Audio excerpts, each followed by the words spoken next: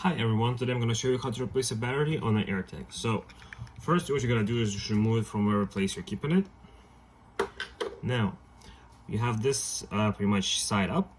You would have to, what you do is just spin it, right? Take your hands and spin it, fingers I mean. Okay, so when it opens up, lift this piece over, take out the battery. Now the new battery should be the 2032 CR2032. You can get it at the CVS, Home Depot, whatever, and you place it so the plus is up. Now you hear the noise. The new battery is in. Take this guy, pull it through, and spin it back in. Should not really require that much strength at all. Now what you can do is just put it back to whatever place you're keeping it, key, whatever pouch, and you're done. So that's how you do it. Quite simple. Thank you.